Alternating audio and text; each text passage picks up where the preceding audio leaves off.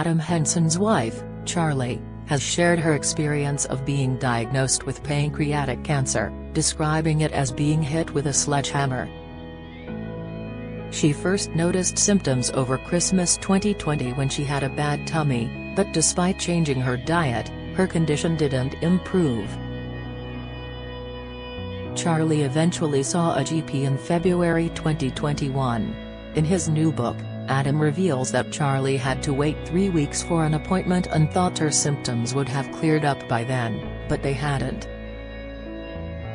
By March, Charlie was really worried and started sharing her health concerns with friends. Despite having regular diarrhea and feeling drained, initial tests didn't reveal anything unusual. However, a final test showed that Charlie wasn't absorbing food properly, leading to her being prescribed Creon. Charlie was told by her GP that it was highly unlikely she had pancreatic cancer, but a scan was arranged just to be safe. She said, "While I was waiting to go in, I was overcome by a terrible foreboding, a feeling of utter fear and dread. I was absolutely convinced there was something seriously wrong. I tried to ignore it, telling myself I was just nervous, but I think from that moment, deep down, I knew I was in trouble." She didn't get her results for about 5 weeks, during which time she carried on with her life as normal. Charlie, her partner Adam, and their 2 kids, Ella and Alfie, then aged 23 and 19, were lulled into a false sense of security as they thought that no news is good news. Charlie got her results while Adam was away working in Scotland. There was no preamble, it was pancreatic cancer, she said. "I was told the scan showed a 4.5 cm growth on my pancreas, located in a difficult position, and it was very serious." The GP asked if I had anyone with me at home and apologized that she had to discuss this over the phone. "I felt I had been hit with a sledgehammer. I knew that this type of cancer had a very low survival rate, just 5%. We also knew of a couple of people who had had it, and their disease had progressed very quickly from diagnosis. I decided not to ring Adam, he was working, and what could he do? My mum lives 5 minutes away, and she and Pete, her partner of many years, came straight over. I honestly don't know what I would have done without them, but I was in absolute hell. I couldn't process it, it was too big to take in." Charlie then had to book more appointments and tests, eventually telling Adam when he rang her from the airport to tell her he was on his way home, with the presenter then embarking on what felt like a very long flight home. The pair were told at Gloucestershire Royal Hospital that it was definitely cancer, but there was a possibility that it was a neuroendocrine tumor, a rare, slow-growing type of cancer. However, Adam and Charlie were told that only 2% of pancreatic cancer is neuroendocrine, and, even if it was, the size and positioning of the tumor made it difficult to operate on. If it was not neuroendocrine, then all they could do was offer palliative care. "We were both stunned," Charlie recalled. "It is hard to blame medical professionals who deal with life or death every day, but when they deliver a statement like that, so matter-of-factly, the effect is devastating." Charlie revealed that she was unable to walk after the registrar dropped that bomb, with Adam having to carry her down the corridor of Gloucestershire Royal Hospital. Due to COVID restrictions, Adam wasn't allowed in with her when she had to have blood taken. The couple returned home to the Cotswolds in silence as they tried to digest the news.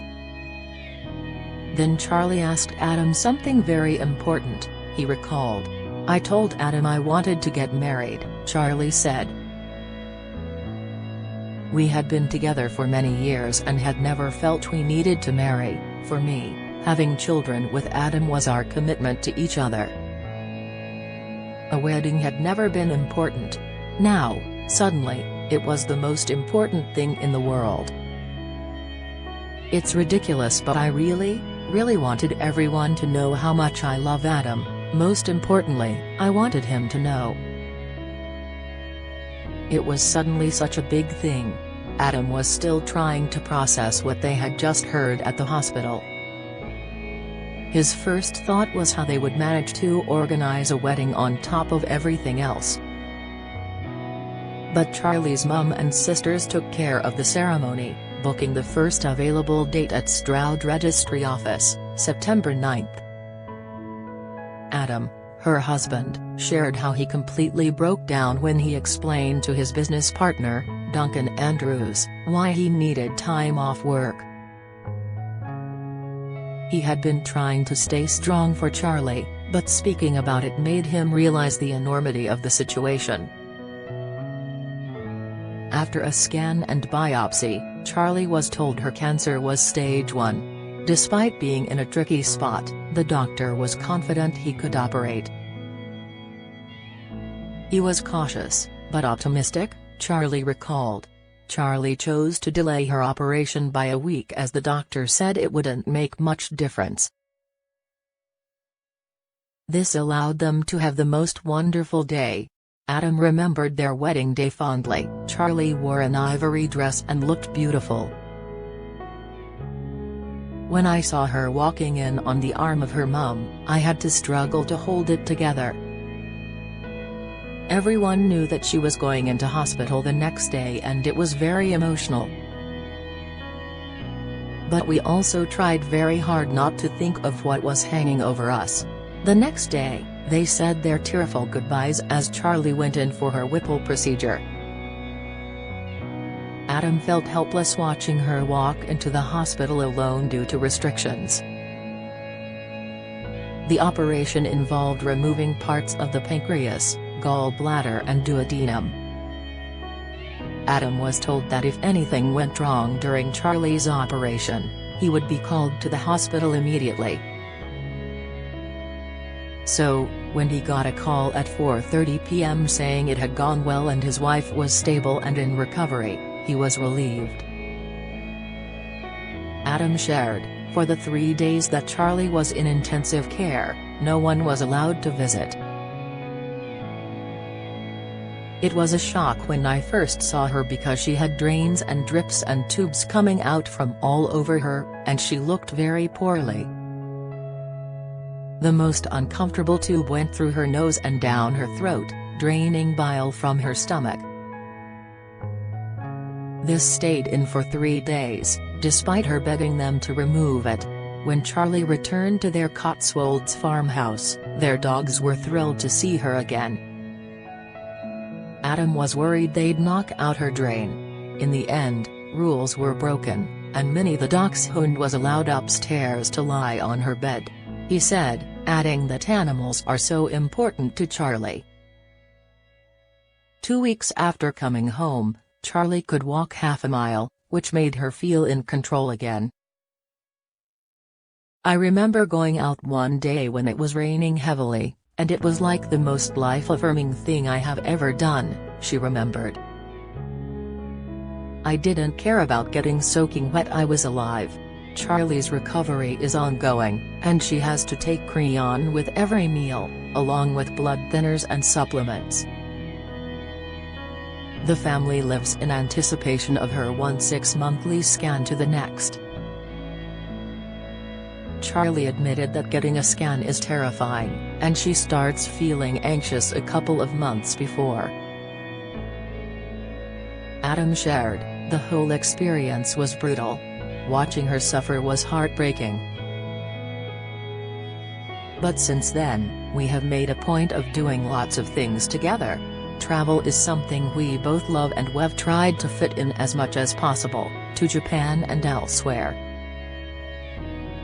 And our Christmas in 2021 was the best of my life. By May this year, Charlie had returned to work, spending 2 days a week on set as a location manager in the TV industry. It's incredible to watch her get back to normal life, something which, at one point, we didn't think would happen," Adam said.